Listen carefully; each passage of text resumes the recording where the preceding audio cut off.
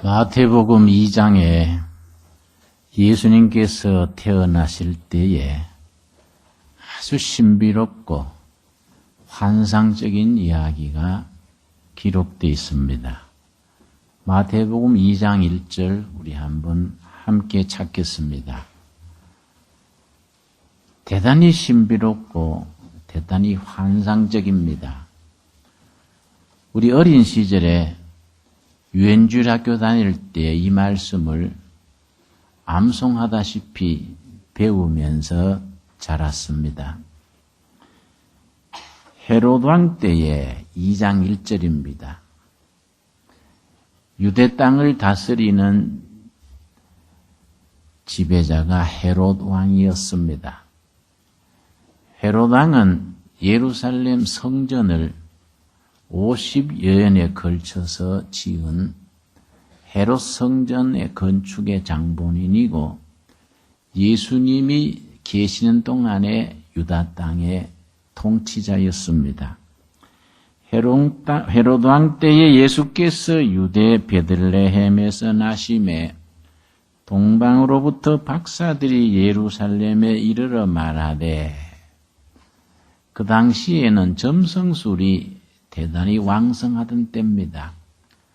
하늘의 별을 보고 인간사를 판단하던 점성술입니다. 그때 동쪽에서 박사 3명이 별을 보고 따라와서 그 다스리는 자, 왕이 태어날 것을 지금 와서 묻는 겁니다. 2절입니다. 유대인의 왕으로 나신 이가 어디 계시냐? 우리가 동방에서 그의 별을 보고 그에게 경배하러 왔노라 하니. 헤롯 왕이 당연히 왕으로 있는데 또 헤롯 왕 다음에 헤롯 왕의 아들이 왕을 승계할 텐데 유다 땅에 왕으로 태어나니 그 별을 보고 우리가 왔습니다. 그러니 헤롯 왕한테는 기절초풍할 일입니다. 완전히 왕권에 대한 도전 세력이 태어난 겁니다. 그 헤롯 왕한테는 그 이야기가 아주 끔찍한 일이죠. 자기가 왕으로 있고 아들이 이어서 왕이 될 텐데 다른 왕이 태어났다 하니 동방에서 박사 3명이 그 왕이 태어난 것을 가르치는 별을 보고 찾아왔다 하니 이거 문제가 됩니다. 3절입니다. 헤롯 왕과 온 예루살렘이 듣고 소동한지라. 소동이 일어날 수밖에 없지요. 이게 무슨 일이냐? 어떻게 된 거냐? 하고 요란하게 됐습니다. 4절입니다. 왕이 모든 제사장과 백성의 서기관들을 모아 그리스도가 어디서 나겠느냐 물으니, 헤롯 왕이 성경학자들, 서기관들입니다. 제사장들, 구약 성경에 정통한 사람들을 모아가지고 성경에 도대체 유대인의 왕으로 날 사람이 어디서 난다고 돼 있느냐? 성경의 예언들을 한번 조사해봐라. 그렇게 일러줬습니다. 그때나 지금이나 관변학자라 그럽니다. 왕의 보호를 받으면서 왕이 연구해달라 그러면은 조사해서 이렇게 보고하고 그런 관변학자들이 있게 마련입니다. 헤롯 왕이 왕으로 날 사람이 어디서 난다고 되어 있느냐?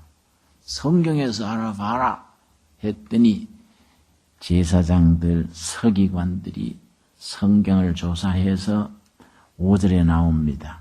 5절 말씀. 이르되 유대 베들레헴이오니 이는 선지자로 이렇게 기록된 바. 6절 같이 읽겠습니다. 또 유대 땅 베들레헴아 너는 유대 고을 중에서 가장 작지 아니하도다.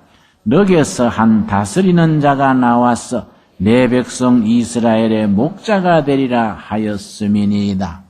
서기관들, 제사장들이 베들레헴입니다. 왜냐?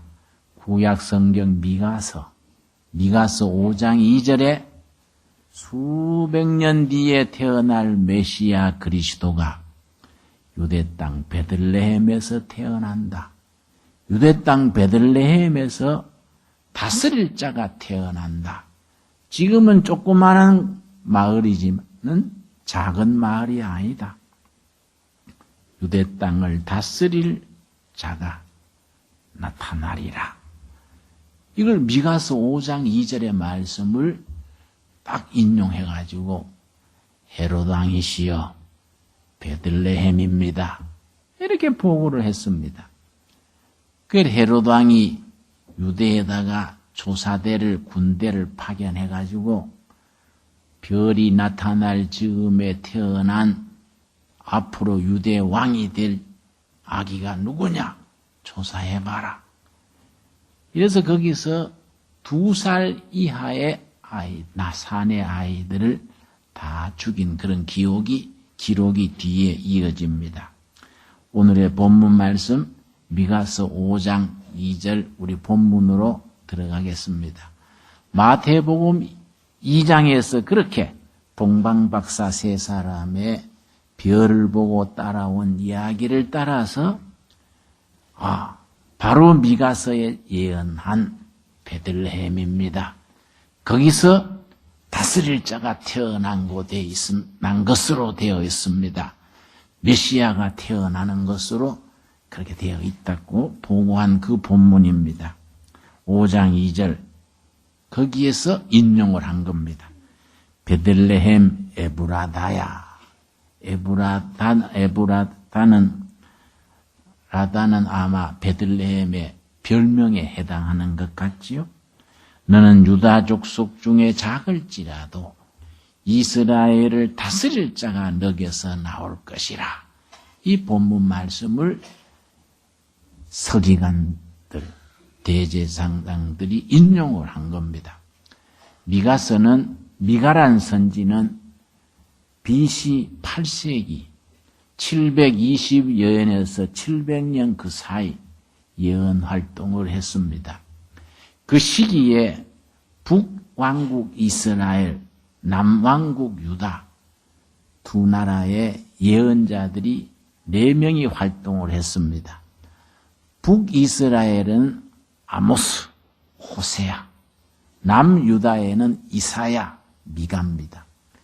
그 예언자들의 그 활동은 성경신앙에서 독특한 히브리 전통 중에서 다른 나라의 다른 민족의 유래가 없는 전통입니다. 서양 문명의 3대 맥이 있습니다. 오늘의 서양 문명을 이루어온 3가지 흐름, 메인스트림. 이제 세계가 동양서양을 넘어서서 하나로 돼 가니까 앞으로도 세계 문명을 이끌어가는 3대 축이라고 할 수 있겠습니다. 첫째가 히랍, 그리스의 논리와 철학입니다. 두 번째가 로마의 법과 질서입니다. 세 번째가 히브리 예언자들의 전통. 이 서양 문명을 이루는 3대 축으로 얘기를 합니다. 다시 말씀드려서 지난 세월 동안에 서양 역사의 주축을 이끌어온 3축이 헬라의 논리와 철학, 소크라테스, 플라톤, 아리스토텔레스 이런 철학입니다. 로마의 법정신, 로마의 법과 질서입니다. 히브리 예언자들의 전통, 히브리 예언자들의 전통 중에서 8세기 초에 활동했는 아모스, 호세아, 이사야, 미가 이런 사람들의 활동이 두드러집니다. 우리가 열심히 믿는 신앙이 중요하지요. 한국교회 열심히 믿는 신앙은 세계교회의 모범입니다. 세계교회에서 2등이 없는 1등입니다. 한국교인들처럼 성수중일, 성경 말씀에 대한 묵상, 11조 생활, 교회 봉사 이렇게 열심히 하는 교회가 전 세계에 드뭅니다. 세계교회에서 한국교회는 그 열심으로서 모범입니다. 그런데 그 열심히 신앙생활에는 정말로 소중한데 열심보다 먼저 있어야 될 게 있습니다. 바른 신앙, 바른 신학, 바른 깨우침 이런 것이 먼저 있고 그 위에 열심히 붙어서 정말 우리 신앙이 성령의 열매 맺으면서 세상에 영향을 미치고 하나님의 영광을 돌리는 신앙으로 세워질 수 있습니다. 그 바른 신앙에는 세 가지 기본이 있습니다. 그 세 가지 기본이 합쳐져서 바른 신앙, 바른 신학, 바른 교회 생활의 기본이 됩니다. 첫째가 복음적인 신앙입니다. 복음적인 신앙 고백이라고도 말할 수 있습니다. 복음적인 신앙 고백이라는 것은 한마디로 말하면은 예수님과 나와의 관계입니다. 예수를 믿음으로 구원받고 육의 자녀에서 영의 자녀로 땅의 백성에서 하늘의 백성으로 거듭난 그 신앙 고백입니다. 영국의 철학자 중에 버트란드 러셀이라는 철학자가 있었습니다. 그 사람이 유명한 책이 나는 왜 크리스찬이 아닌가 그런 유명한 글이 있습니다. Why I am not a Christian. 그 당시에 많은 청년들이 그 책을 읽고 신앙을 떠나곤 했습니다. 나도 대학 시절에 그 책을 정독했습니다. 3번, 4번 읽고 어려서부터 다니던 신앙생활을 한때 정리한 적이 있습니다. 기독교 신앙이라는 것은 철없을 때, 어릴 때 열심히 다니는 거지 철들고 지성이 발달하고 그러면은 교회 다닐 건 없다. 그런 생각을 하고 교회에서 떠나서 방황하는 그때에 버트란드 러셀의 그 책이 참 조목조목이 옳다. 그런 생각한 적이 있습니다. 버트란드 러셀이 자기가 크리스찬이 아닌 이유 조목조목 따지면서 기독교 신앙이 허구 위에 서 있는 거이다. 이런 걸 조목조목 쓴 겁니다. 신앙이 없이 젊은 날에 회의하던 시기에 읽으면은 아주 그럴듯합니다. 그런데 그 버트란드 러셀의 스승으로 화이트헤드라는 유명한 스승이 있었습니다. 화이트헤드. 철학, 수학, 화학에 탁월한 학자가 화이트헤드입니다. 화이트헤드가 참 천재 중에 천재입니다. 이분이 하루는 폭설이 내리는 날, 눈이 아주 겹겹이 쌓이는 날 밖에 나갔다가 눈구덩이에서 할머니 한 분을 구해냈습니다. 할머니가 눈구덩이에 묻혀가지고 지금 죽게 된 분을 어떻게 소리를 듣고 화이트헤드가 그 할머니를 건져냈습니다. 그 화이트헤드 박사의 도움으로 눈구덩이에서 벗어난 할머니가 손을 잡고 아이고 고마워요. 예수를 믿는 모양이지요. 이랬습니다. 그러니까 화이트헤드가 아니에요. 나는 예수를 모릅니다.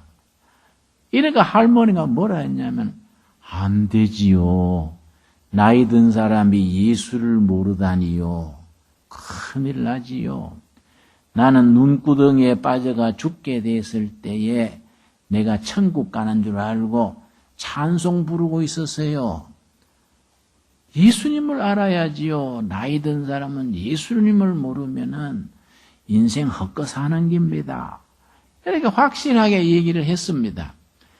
화이트헤드 박사가 그 말 듣고 마음에 충격이 왔습니다. 너무너무 확신 있게 자기 신앙을, 예수님에 대한 신앙을 확신을 가지고 얘기하면서 눈구덩이에 빠져 죽는 자리에서도 찬송을 부르면서 낙심하지 아니하고 그렇게 있었던 할머니 만나고 자기가 도전을 받은 겁니다. 나는 말이 대학자지 나는 아무것도 아니구나.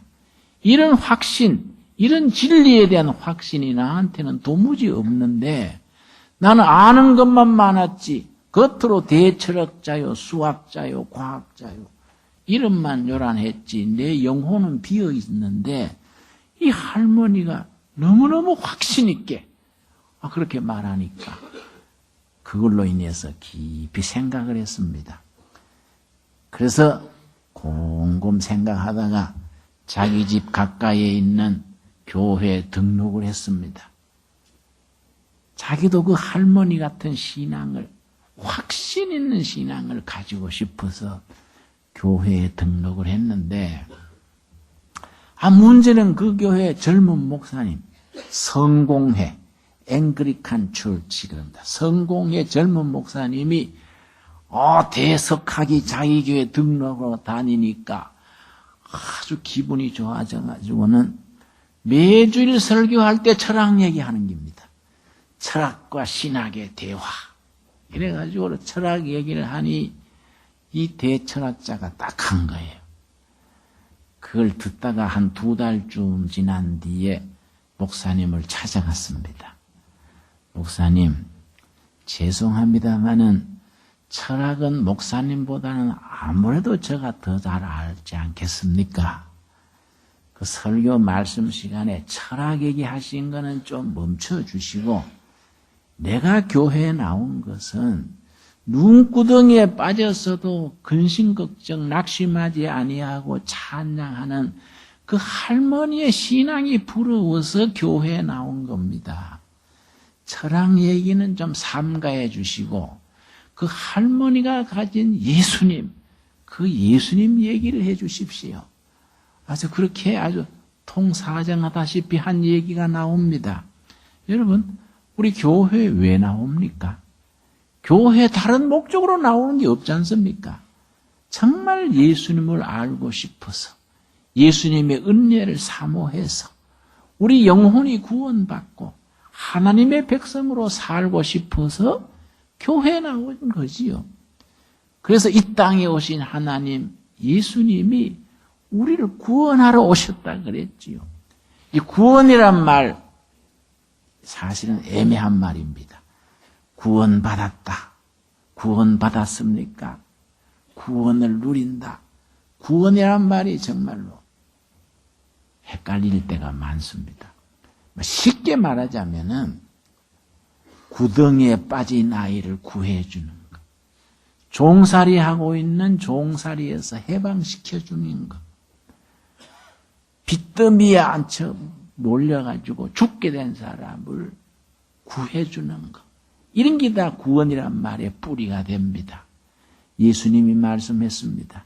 누가복음 4장 18절 19절 그 말씀 보면은 예수님이 내가 이 땅에 왜 왔다 그걸 말씀하시면서 구원의 역사의 줄거리를 말씀해 주시는데 내가 상한 심령을 구해주러 왔다. 내가 눌린 자를 해방시켜 주려고 왔다. 눈먼 자를 보게 해 주려고 왔다. 우리말로 바꾸자면은 예수님이 이 땅에 와셔서 구원하신다는 것은 죄 중에 죽음 아래 고난 중에서 죽게 된 사람을 구해 주려고 상한 심령을 고쳐 주려고 상한 심령이 영어 성경에는 broken heart입니다. 브로큰이 깨진 거지요. 깨진 하트, 마음입니다. 깨진 마음을 내가 구해 주려고 왔다. 치료해 주려고 왔다. 그래서 영어 성경에는 브로큰 하트를 바인드업 해주러 왔다. 바인드업.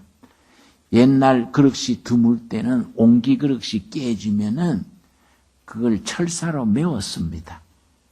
그게 바인드업이라 그럽니다. 깨진 그릇을 바인드업. 이렇게 철퇴로 메어주듯이 우리 마음이 상처받고 억눌리고 깨어진 겁니다. 깨진 마음을 옹기그릇을 바인드업 싸매주듯이 우리 마음을 싸매주고 한을 풀어주고 눈물을 닦아주고 죄에서 고난에서 구해주려고 오셨다. 예수님의 그 말씀이지요. 그 예수님을 우리 주인으로 모시는 그 신앙 고백입니다. 그 신앙 고백을 복음적인 신앙이라고. 신앙 고백의 중심에 두는 겁니다.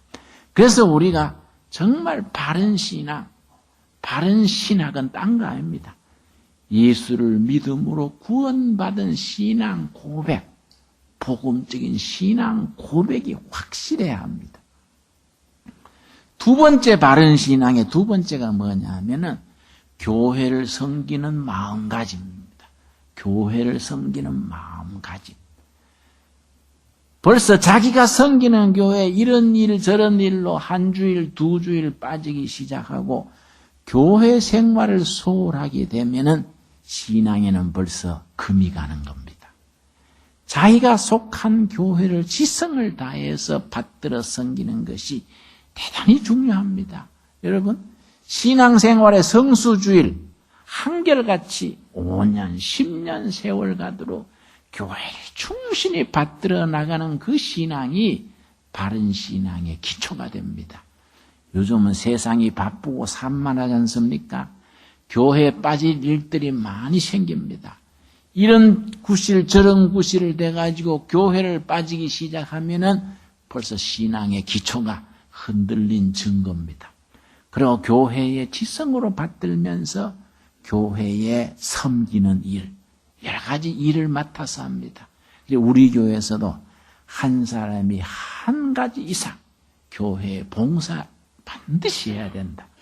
성가대를 한다, 연주일 교사를 한다, 주차위원을 한다, 예배위원을 한다, 구역장직을 맡아서 구역을 돌본다.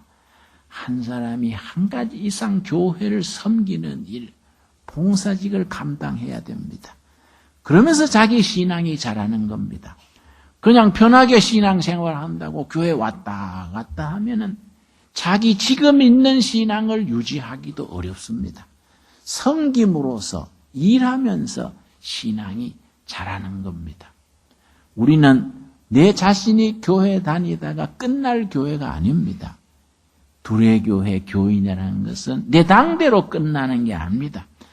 아들, 손자, 대를 이어가면서 이 교회를 섬겨가게 됩니다. 그래서 우리 유엔주일 학교 같은 교회 학교, 중고등부, 청년부가 대단히 중요하지요. 저도 고향 교회가 경북 청송의 복동교회라는 조그마한 교회를 했습니다만은 철들기 전부터 그 교회 다니면서 철 들어가면서 성탄절에 연극도 하고 감사절에 노래도 부르고 야외 예외 나가서 이렇게 보물 찾기도 하고 그러면서 교회에서 자라는 그 신앙이 우리 지금 나이 들으면서 이 신앙생활에 미끄럼이 되는 겁니다. 사실 어려서 교회를 충성하고 교회에서 자라는 그런 신앙의 기초가 없는 분들은요. 어떤 점에서 참으로 불행하다 할까요? 참으로 아쉬운 일이지요. 어려서 교회에서 자라는 그 신앙이 대단히 중요합니다. 이 교회는 대를 이어서 후손 대대로 물러줄 교회가 돼야 됩니다. 그래서 교회를 참 소중하게 생각해야지요. 세 번째 우리 신앙이 바른 신앙, 바른 신학의 세 번째가 뭐냐? 이 한국 교회가 가장 약한 부분인데 그걸 역사의식이라고 합니다. 역사의식. 말로는 역사의식 하니까 좀 어렵게 들립니다만 뭐 어려운 말이 아닙니다. 우리 교회, 우리 신앙이 그 시대의 백성들의 삶에 섬기는 자로서 또 역사를 만들어가는 신앙으로서 그 시대와 백성 역사를 책임지는 신앙을 일컬어 역사의식이라고 말합니다. 성경의 신앙은 특별히 예언자들의 전통이 역사의식의 중심이 됩니다. 가장 대표적인 경우가 아모스지. 아모스의 사회정의, 정의를 강물같이 흐르게 하라. 공의를 시냇물같이 흐르게 하라. 아모스 5장 24절입니다. 아주 예언자들의 신앙 전통, 사회정의의 가장 대표적인 거죠. 아모스 5장 24절 여러분 꼭 기억하십시오. 정의를 강물같이 흐르게 하라. 공의를 시냇물같이 흐르게 하라. 또 두 번째 호세아입니다. 호세아 3장에 보면은 호세아의 아내 고멜이 가출을 했습니다. 자기 아내가 다른 남자 품에 가서 안겨 있는 겁니다. 근데 하나님이 호세아 선지에게 이르기를 가서 데려오라는 거예요. 왜냐? 네 아내가 배반하고 다른 남자 품에 안겼을지라도 내 사랑은 나를 배반하고 우상 숭배하는 이스라엘 백성을 그럼에도 내가 사랑하는 거이다. 네가 너를 떠난 아내를 사랑으로 데려오는 것이 바로 내가 이스라엘 백성을 사랑하는 그 마음이다. 무조건적인, 끈질긴, 꿋꿋한 사랑, 대가 없이 바라는 사랑, 그 헤세드 사랑인데 하나님께서 호세아를 통해서 하나님의 사랑을 보여주는 겁니다. 호세아는 죽을 맛이지요. 자기 싫다고 떠나는 아내를 가서 또 그냥 데려오는 게 아닙니다. 그동안 내 아내를 돌봐줘서 감사합니다. 뭘 갖다 바치고 데려오는 겁니다. 데려다 이제 아기 한 명 놓고 좀 세월이 갈만하면 또 나가가지고 다른 남자 품이 가는 겁니다. 근데 하나님이 가서 또 데려오라는 겁니다. 왜냐? 내가 너희를 그렇게 사랑한다는 겁니다. 이게 하나님의 사랑입니다. 그래 아모스의 정의, 호세아의 사랑, 하나님의 자신을 보여주는 겁니다. 이게 예언자들의 전통의 핵심입니다. 그리고 BC 8세기 700년대에 그때 북이스라엘 남유다의 4명의 예언자들이 활동했습니다. 북이스라엘의 아모스, 호세아입니다. 남쪽 유다의 이사야, 미가입니다. 오늘의 본문인 미가. 예수님이 베들레헴에 수백 년 뒤에 태어날 것을 예언한 예언자 미가가 그 BC 8세기 초엽에 720년에서 700년 그 사이에 활동을 했습니다. 그런데 북이스라엘의 예언자인 아모스 호세아, 남쪽 유다의 예언자인 이사야, 이 사람들의 메시지를 하나로 묶어가지고 한 절로 표현한 부분이 미가서 6장 6절부터 8절입니다. 미가서 6장 6절에서 8절, 구약성경 1296페이지, 우리 다 같이 찾겠습니다. 대단히 중요한 본문입니다. 예언자들의 전통을 한 구절 속에 압축을 했습니다. 그러니까 간추리고 간추려서 한 절 속에 그 예언자들의 전통을 압축시킨 것이 미가서 6장 6절에서 8절 사이에 나오는 본문입니다. 6절, 내가 무엇을 가지고 여호와 앞에 나아가며 높으신 하나님께 경배할까? 내가 번제물로 1년 된 송아지를 가지고 그 앞에 나아갈까? 뭘 가지고 하나님 앞에 나가야 하나님이 기뻐하실까? 내가 송아지로 제물을 드려야 할까? 무슨 집을 팔아서 바쳐야 될까? 뭐 직장을 그만두고 내가 선교사로 나가야 될까? 뭐 어떻게 해야 하나님이 기뻐하실까? 그 얘기죠. 7절 말씀. 여호와께서 천천의 수량이나 만만의 강물 같은 기름을 기뻐하실까? 히브리 말로 많다 할 때 천천입니다. 엄청 많다 그럴 때 만만입니다.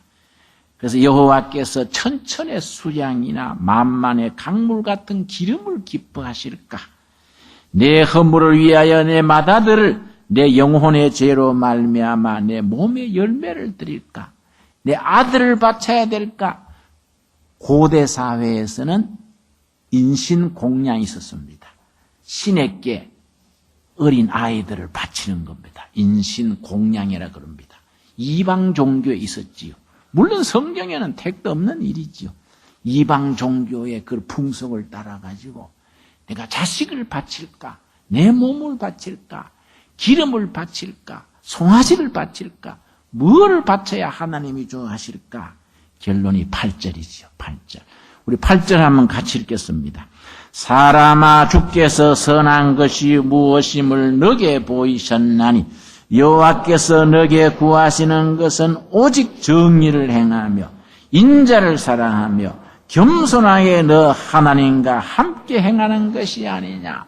요 한 절 속에 아모스의 정의, 호세아의 사랑, 이사야의 거룩한 하나님과 동행하는 삶, 요걸 딱 간추린 겁니다. 8절 제가 다시 읽습니다.